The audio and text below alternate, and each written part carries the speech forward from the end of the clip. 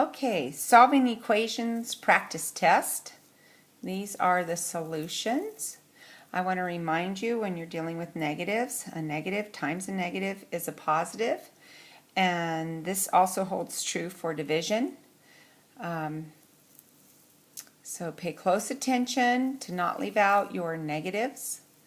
What I did is I showed what I did to the original problem in one color and tried to show a contrast with color so you could see what my work was. Or what my work is, I should say. Okay, so that's the front side. Here is the second page, the back at the front. Now this is an example of distributive property. Remember, when you have a number outside parentheses, it means you multiply that number by what's inside. So 3 times n is 3n. 3 times 3 is 9. And then your next step is combine like terms.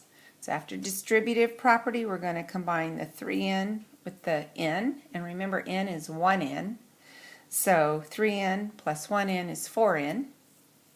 Okay, and then you can start solving your equation. Now, this is a word problem over here. The number of cats eating out of garbage cans in October is 4 times the number of cats in August.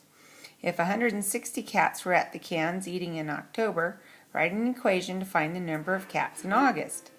So this would be 4c equals 160. 4 times the number of cats. Okay. Then another word problem right here. A boat dock charges a $60 fee to rent a pontoon boat plus $15 per hour.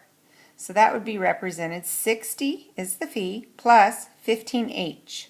And you can put into h however many hours somebody rents a boat. Well, if somebody's out on the lake and they don't keep track of how many hours they're out there, they come in, the guy charges them 120. They can figure out how many hours they were out there by this equation. So then I solve it. It's $120. Then they spent 4 hours out there. Alrighty, let's look at the last page. Solve the equation 3 less than a number. 3 less than a number. So that would be n minus 3 equals negative 7. N minus 3 equals negative 7. Okay, then you solve it.